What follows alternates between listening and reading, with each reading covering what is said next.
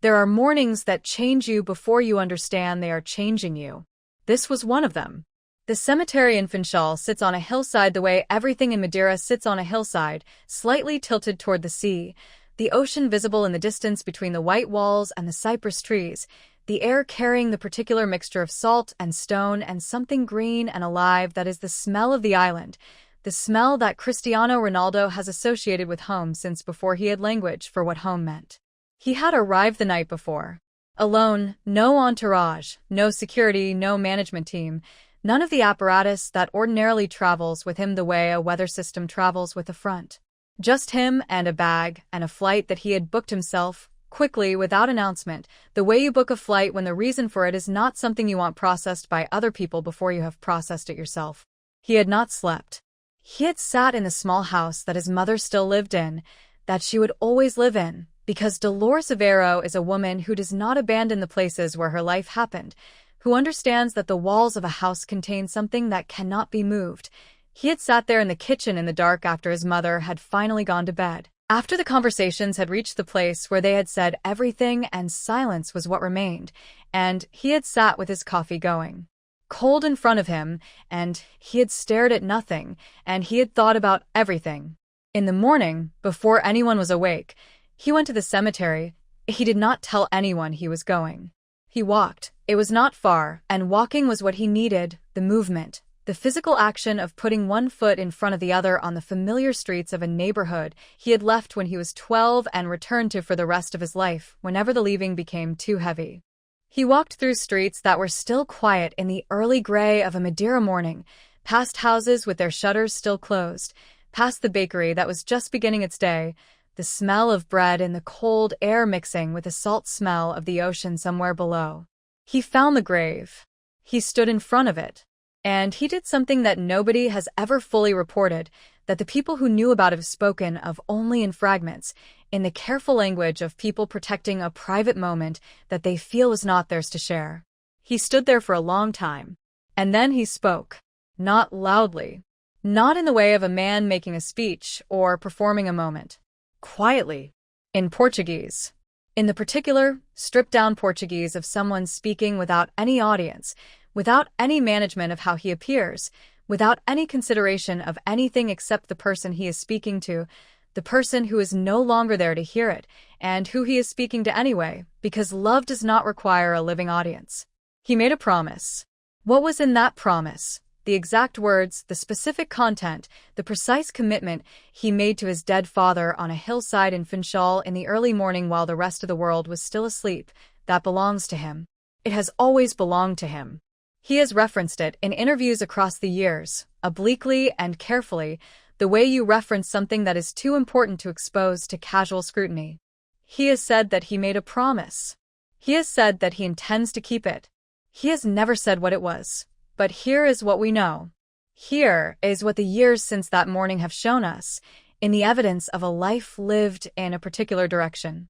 Here is what the promise was made of, even if we cannot know exactly what it said, that it was made of everything he never said to his father while his father was alive. Of every conversation he saved for later, and then later was gone. Of every visit he cut short because the match was coming and the flight was waiting. Of every time the love was real and present and simply not spoken because speaking it was the thing that was hardest, because the hardest thing and the most necessary thing are very often the same thing, and very rarely the same action. He stood at the grave, and he spoke the things he had not spoken. And then he made a promise about what came next. And then he walked back to the house. His mother was making coffee. He sat down. She looked at him. The way Dolores always looks at him, with the total attention of a woman who has been reading her son since before he could read, and she said nothing. She poured the coffee. She sat with him.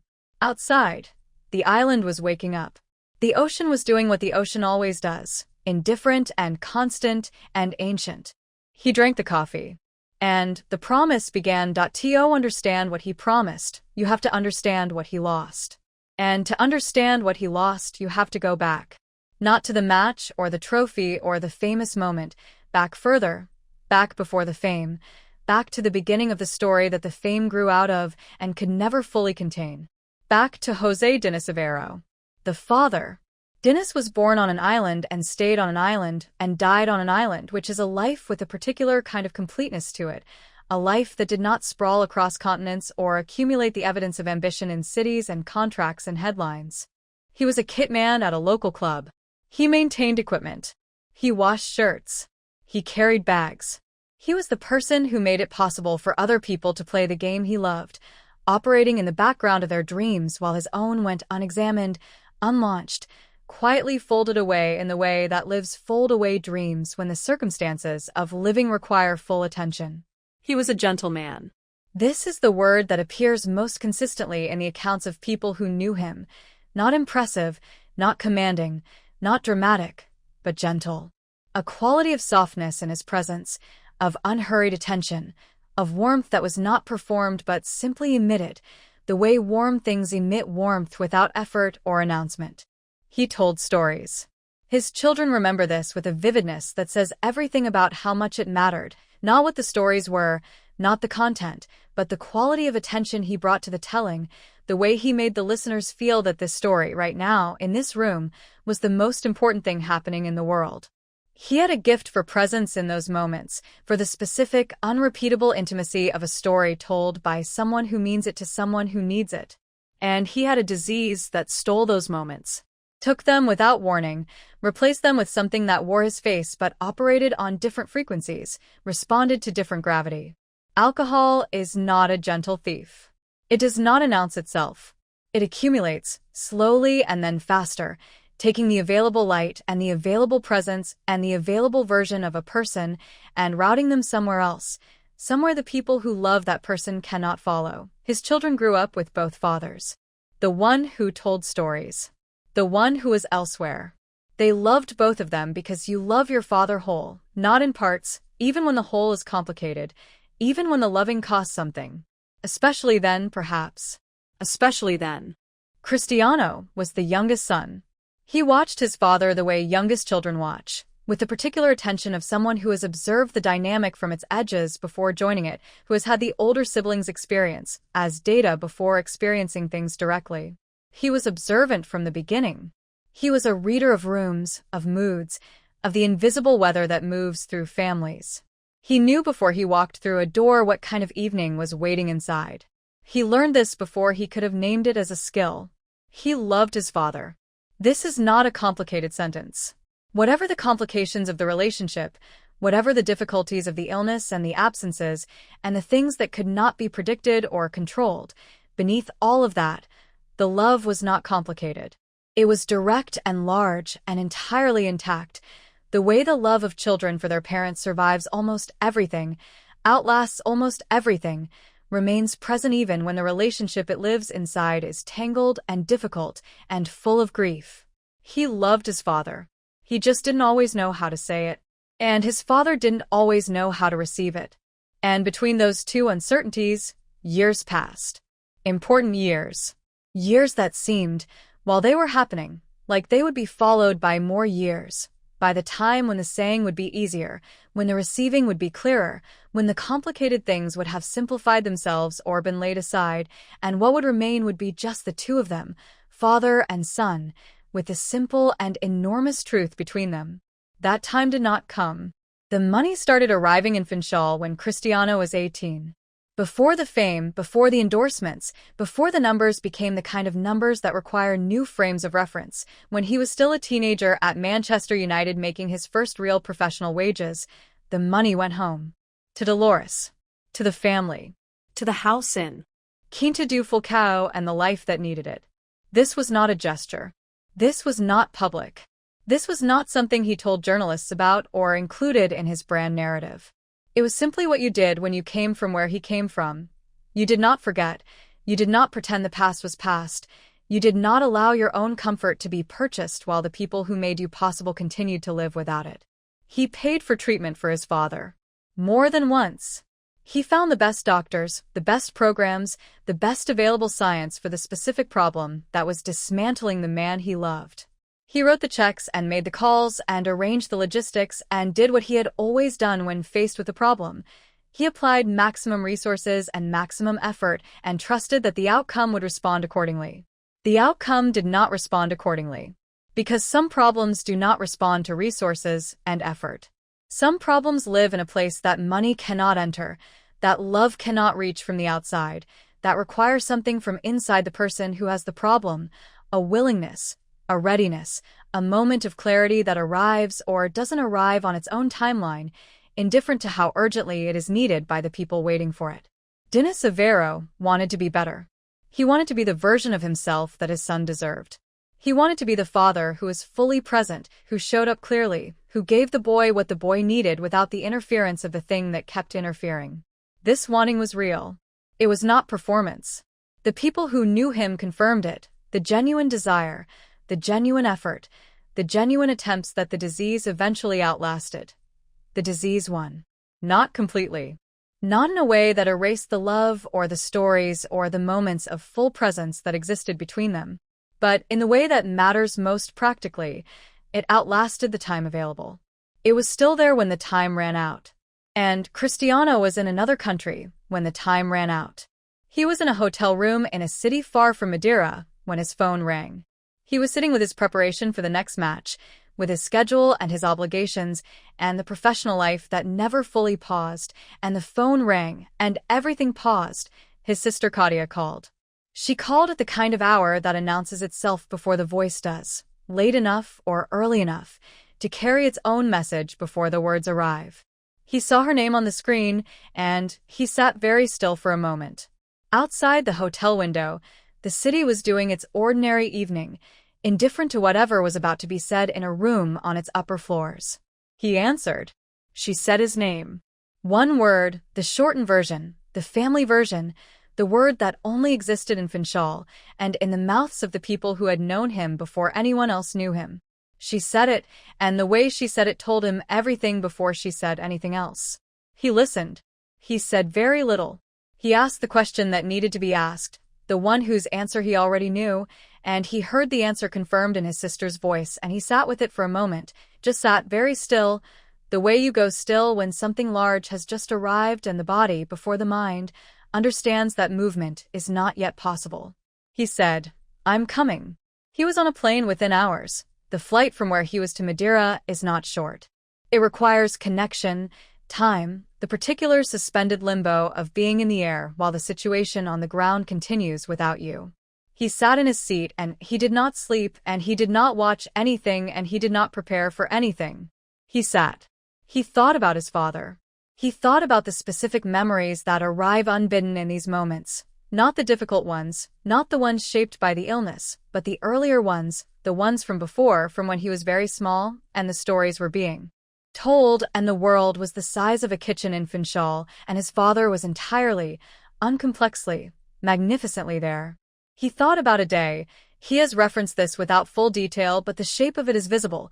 A day when he was perhaps 7 or 8, and his father had taken him somewhere, just the two of them, and the afternoon had been simple and complete in the way that childhood afternoons can be simple and complete, where nothing large or important happens, but everything that happens is the most important thing in the world.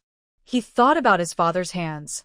He thought about his father's laugh, the specific frequency of it, the way it arrived fully, the way it filled a room when it was present. He thought about all the phone calls he had made, about all the sentences he had started internally and not sent, about the particular human habit of saving the most important things for a clarity that never quite arrives, for a moment that feels more right than this one, for a time when the saying will be easier, and the way that habit costs you, finally and completely, when the person you were saving the saying for is no longer there to receive it. The plane landed. He took a car to the house. His mother was there.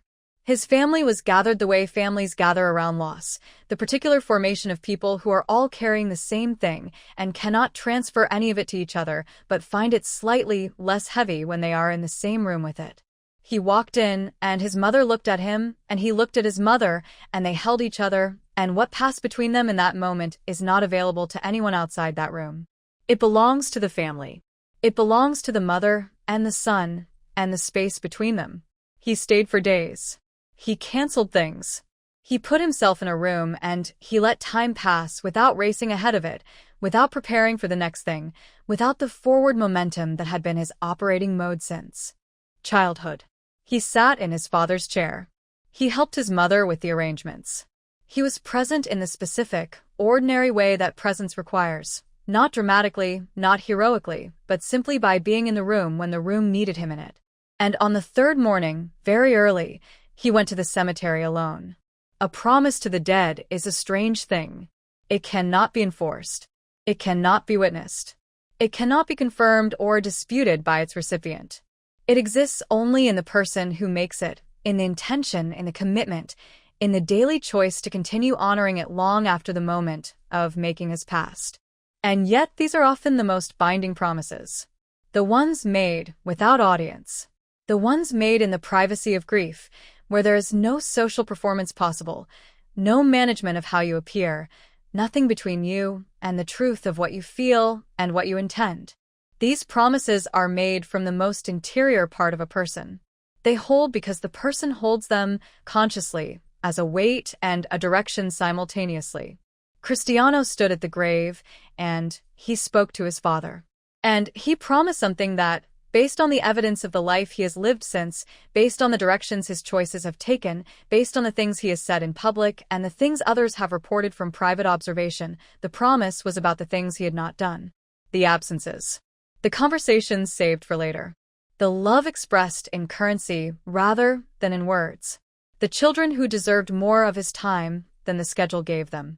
The people who needed him present in the way that presence actually works, not in grand gestures but in ordinary moments, in the breakfast table and the bedtime and the Tuesday afternoon when nothing is happening and you are simply there. He promised to be there. He promised to say the things. Not to save them. Not to wait for the perfect moment or the more comfortable version of himself that was always just around the corner. To say the things now, while the people were there to hear them. To his mother. To his children. To Georgina. To his sister. To everyone whose presence in his life was precious and whose preciousness he had sometimes, too often, allowed to be assumed rather than expressed. He promised to stop treating time as infinite. His father's death had done what his father's life, despite everything, had not been able to fully do. It had made the finitude of things viscerally, irreversibly clear. Not as an intellectual proposition, not as something he knew in the way that everyone knows it, in the abstract understanding that yes, time ends, yes, people leave, yes, nothing lasts forever. But as something he felt in the body, in the chest, in the specific gravity of standing in front of a stone with a name on it, and understanding that the name was all that was left, and that whatever had not been said while the person was alive could not now be said. He had not said enough.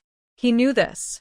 He accepted it, not with self-punishment, not with the kind of guilt that eats inward and produces nothing but damage, but with the clear-eyed honesty of a person who is accounting for a mistake not in order to suffer it, but in order to not repeat it.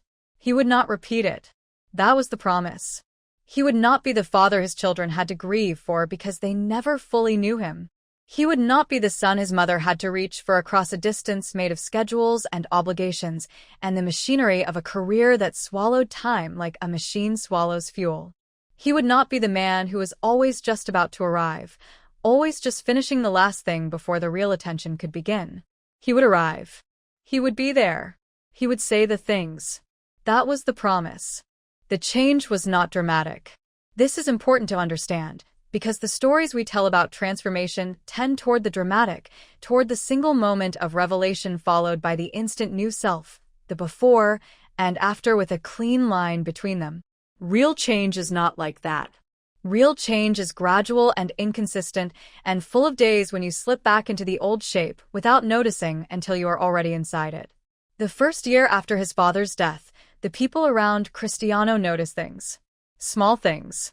The kind of things that are easy to miss if you are not paying attention, and impossible to miss if you are.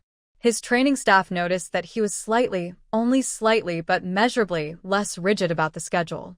That there were mornings when he arrived 20 minutes later than usual and did not make reference to it, did not punish himself for the deviation, did not treat the imperfection of the schedule as a failure. 20 minutes was, for a man who had treated 5 a.m. as a moral statement, a significant evolution. His personal staff noticed that he asked different questions. Not about logistics or scheduling or the operational details that had previously occupied most of his communication. Questions about people. How is she doing? The person he was asking about specifically, concretely, the person rather than the situation. Is he okay? Not as a formality, but as a genuine inquiry, followed by genuine attention to the answer. This sounds small. For someone whose attention had historically been directed almost entirely inward and forward, toward his own preparation, his own performance, his own next objective, it was not small. Cristiano Junior noticed. He has spoken about this, the oldest son, in the interviews he gives as he begins his own career, and what he says carries the specific weight of a child describing something felt rather than understood. He says his father talks to him more. Not about football, about things. About what Cristiano Jr. is thinking, about what he wants, about who he is becoming and what he is afraid of, and what he is hoping for. He says his father tells him things he never told him before, things about his own childhood, about his own fears, about the mistakes he made, and the things he learned from them. He says it in the simple, direct way of a young person who has not yet learned to be guarded about the things that matter. He says, "My dad is my best friend." For words. Simple. Enormous. Georgina noticed most. She has spoken about it in the documentary about her life, in the careful, honest way she speaks about everything, without performance, without the management of image that most people in her position learn to deploy. She has said that something in him opened after his father died. That he became, and she used a specific word here, a word that surprises people who have built their image of Cristiano around the armor. She said he became softer. Not weaker. Not less himself, but softer in the specific way of someone who has put down something heavy and found that the putting down did not diminish them. She said he started to say things he had not said before. Directly. In words. Not as grand declarations. He is not a man of grand declarations. The grandeur is reserved for the pitch, but in the ordinary moments, in the kitchen in the morning, in the quiet at the end of the day when the children are asleep, and the two of them are what remains. He says the things. He says them now. He did not always say them. This is what the promise looked like, lived out. Not as a story. Not as a monument. As a Tuesday morning. As a sentence said when it could have been unsaid. As a hand held when the moment passed to do it. As a child who falls asleep knowing, in the specific, unhesitating way of children who know, that they are completely loved. This is what the promise looked like, lived out. Not as a story. Not as a monument. As a Tuesday morning. As a sentence said when it could have been unsaid. As a hand held when the moment passed to do it. As a child who falls asleep knowing, in the specific, unhesitating way of children who know, that they are completely loved. He calls his mother every day. This is not a secret or a discovery. It is something he has mentioned enough times that it has become part of the known architecture of his life. Every day, regardless of where he is, regardless of the time zone difference, regardless of whether the match was 2 hours ago or is in 2 hours from now, he calls his mother. She answers. She always answers. Dolores Avero, who has been answering his calls since he was 12 years old and homesick in a dormitory in Lisbon, answers with the same quality of presence she has always offered her son. Complete, unhurried, the full weight of her attention brought to bear on whatever he needs to say. They talk about everything and nothing. About the grandchildren. About the match, sometimes. About Madeira. About the family. About the ordinary ongoing news of a life lived on an island while her son lives his life elsewhere. They talk about Dennis, sometimes about memories, about the things he said and did, and was, about the parts of him that live on in the grandson who is beginning to look increasingly like him, in the way that family resemblance reasserts itself across generations like a recurring theme in a long piece of music. She had a stroke in 2021. A heart attack. Serious enough that for a period that felt much longer than it was, in the particular way that frightening medical events expand time, the outcome was uncertain. Cristiano was at a major tournament with the national team. He continued. He played the matches while his mother was in a hospital because she would have wanted that, because she had been telling him his entire life that the football did not pause, that life did not pause, that the thing you were built for did not get to wait for the convenient moment. But he called. More than once a day in those days. He called from the team hotel, and from the corridor outside the training pitch, and from the car, and from wherever there was a private moment and a phone signal. The people around him during that tournament have described the quality of his focus as almost inhuman, completely present in training, completely present in the match, and then immediately, the moment the competitive context lifted, reaching for the phone. The two lives running simultaneously, one visible and one not, both entirely real. She recovered. She is there. She is still in the stands for the matches she can attend, moving more carefully now, the stroke having left its physical evidence in her gait, in the slight deliberateness of her movement, in the way she navigates the steps of stadiums that have not been designed with the carefulness of her body and mind. But she is there. He looks for her. In every stadium where she is present at some point in the match, not always when the camera catches it, sometimes in private moments between the public ones, he looks for her. He finds her face in the crowd, and something in his expression changes. Not dramatically, not in a way that can always be described, but it changes. She is his fixed point. She has always been his fixed point. The promise he made at the grave was, in part, a promise about her, to not assume her permanence, to not save the things for later, to call every day and mean it, to be present for her the way she has been present for him across every year of his life. From the first breath he took on an island in the Atlantic to the last goal he will ever score in a stadium somewhere that she will watch and pray through and credit to the God she has always believed was behind all of it. He calls every day. He means it every day. That is the promise. There's a thing that happens in families, a transmission, a passing on, that operates below the level of conscious instruction. Children do not learn how to love from what they are told. They learn from what they are shown. They learn from the texture of the environment they grow up inside, from the emotional weather of the house, from the quality of attention they receive and observe being given. They learn it in the body, in the nervous system, in the way they carry themselves and make space for others and navigate the proximity of people they love. Cristiano Ronaldo grew up in a house with love in it. He also grew up in a house with absence in it. Not the deliberate absence, not the absence of intention, but the absence that illness creates, the presence that is not quite presence that his father's disease produced in the years when the disease was most active. He learned from both. He learned what he wanted to replicate. He learned what he wanted to repair. Cristiano Jr. has his father's eyes. He also has, increasingly, something of his father's focus. That quality of treating whatever is directly in front of him as the most important thing currently existing, the ability to narrow attention to a point and hold it there. He is becoming his own person, distinct from the enormous shadow of the name he carries, and this is happening in the way that children of extraordinary parents become their own people, slowly, through accumulated small assertions of self, through the discovery of what they think and want independent of what they have been given.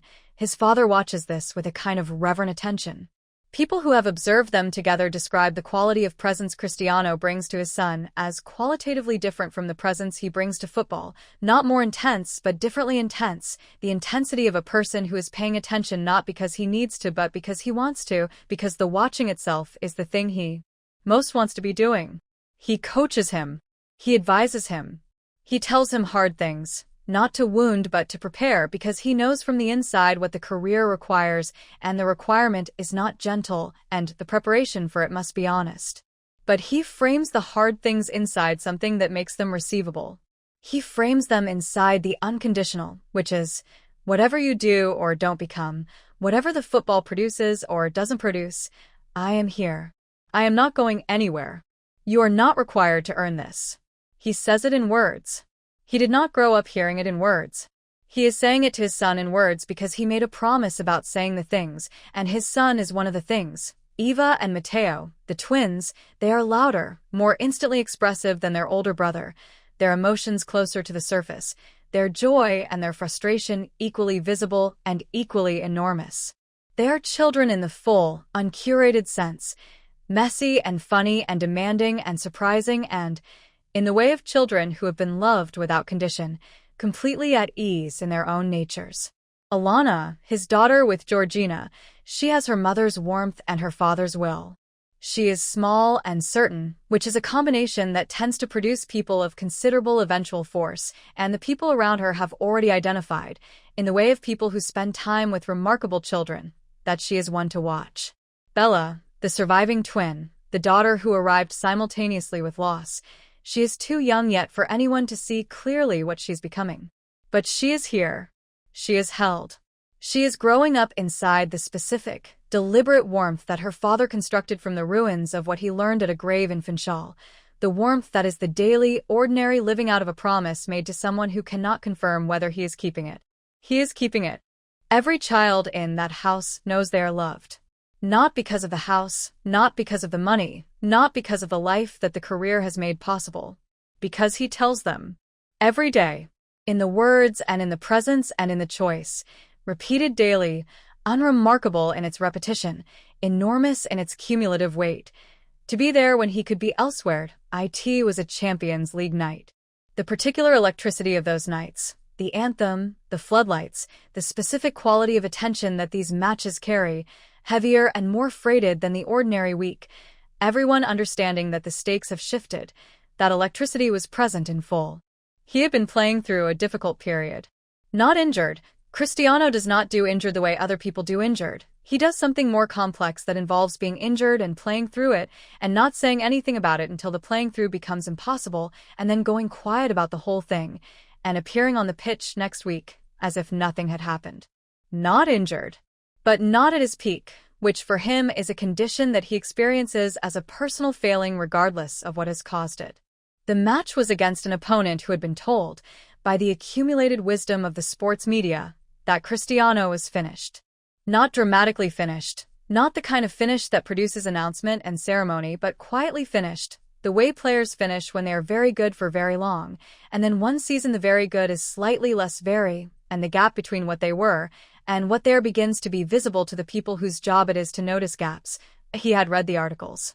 He did not pretend he hadn't. He is not a man who pretends not to notice when people are writing his ending. He notices. He feels it. And then he does what he has always done with the things he feels and does not want to show. He takes them to training and he converts them into. He had read the articles. He did not pretend he hadn't. He is not a man who pretends not to notice when people are writing his ending. He notices. He feels it. And then he does what he has always done with the things he feels and does not want to show. He takes them to training and he converts them into something useful. The first goal came in the 31st minute. A movement that started from deep, that built through 3 touches and a turn that a man his age should not be able to execute with that economy, and arrived at a finish that went exactly where it was intended to go, and nowhere else. The stadium took a moment. That particular half-second of delay when something has happened that the crowd needs to confirm before responding, and then the noise arrived, enormous and immediate. He stood still for a moment after the ball went in. Then he looked up. Not at the crowd. Up. The specific, deliberate up that people who have watched him for long enough recognize. Not at the sky in the abstract, but at something specific, something he is addressing. He held the look for 3 seconds. Then he came back. Then he ran to receive his teammates. He scored again in the second half. And after the second goal, he did not look up. He found the camera instead, and he said something, quietly in Portuguese, his lips moving in the way that cameras catch when they are close enough. Something short. 2 or 3 words that the lip readers and the Portuguese speakers among the watching audience variously interpreted as several different things, all of them in the same direction. Something that a son says to a father. Something that a person says when they are doing the thing they promise to keep doing, when they are standing at a summit that the person they are talking to never quite got to see, when the achievement and the grief are in the same moment and need to be acknowledged simultaneously. Nobody can say for certain what the words were. He has not said. But the people who love him and know him and have watched him across all these years, the people who were there at the beginning, who knew the boy before the player, who understand the story well enough to hear what is not said as clearly as what is, those people, watching the camera catch his moving lips, understood. He was keeping the promise. He will stop playing eventually. This fact has been hovering at the edges of football conversations for years now, each season requiring the same denial, the same insistence that no, not yet, the body is still capable, the numbers still justify the place in the squad, the Cristiano Ronaldo of today can still do things that the replacements cannot do. One day this will no longer be true. One day the numbers will tell a different story. One day the body, which he has treated as a machine to be maintained at extraordinary cost and precision, will inform him that the maintenance can no longer keep pace with the demand. And on that day he will walk off a pitch for the last time. What will he carry? Not the trophies. You cannot carry trophies in any meaningful sense. They are objects, impressive and heavy and expensive and ultimately as meaningful as you decide them to be. You can display them, or you can let your children play with them, or you can put them in storage, and the deciding is a statement about what you value, about how you understand the relationship between the achievement and the achiever, about whether the trophy is the point or the evidence of the point. He has said that trophies are just things. He has said this plainly, without performance. He has let his children play with the Ballon d'Or awards, the most individual and prestigious awards in the history of the sport. Let them pick them up and hold them and pretend with them the way children pretend with everything that comes within reach. This is a statement. This is a person communicating, through action rather than words, that the thing is not the thing.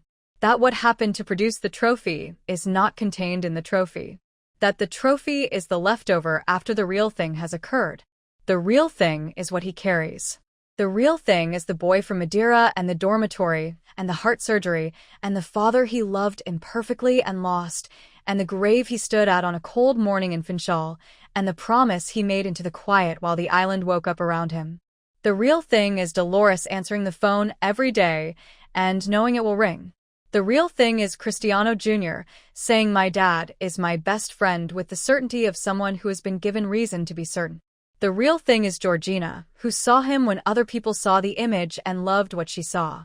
The real thing is Bella and Eva and Matteo and Alana, asleep in their rooms in whatever city they currently inhabit, utterly certain in the way that only the truly loved can be utterly certain.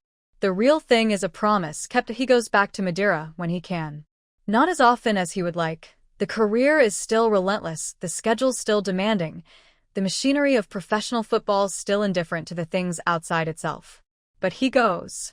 More often than he used to. More intentionally. With the deliberateness of a person who has learned that going is not automatic, that the choice to go must be made consciously and consistently, that the people who wait do not wait forever. He visits the cemetery. He stands at the grave and he speaks, quietly in Portuguese, without audience. He reports. This is how people who have made promises to the dead tend to return to the graves, not to ask, not to petition, but to report. To give an account of the keeping. To say, here is what has happened. Here is what I have done with what you gave me. Here is how I have tried to live up to the thing I said I would live up to. He says, I told Junior I love him today. He says, I called May this morning. He says, I was there for the match, for the homework, for the ordinary Tuesday that didn't require anything from me except to be in the room. He says whatever there is to say about the days since the last time he stood here, the days of trying and sometimes failing and trying again, the days of being more present than he used to be, and knowing that more present is not fully present but accepting that fully present may not be possible and doing the most that is possible anyway. He says, I am trying. And then he stands in the quiet for a moment, the sound of the ocean somewhere below, the cypress trees, the particular smell of the island. And he feels whatever there is to feel when you are a son who has lost his father and is trying to become something better because of it rather than despite it. And then he walks back to the house. His mother is making coffee. He sits down. He holds the cup in both hands the way he has held it since he was a child. He looks at his mother, and she looks at him. Outside, the island is doing what the island always does, being old and green and indifferent and beautiful, the ocean going about its enormous business, the sky enormous over everything.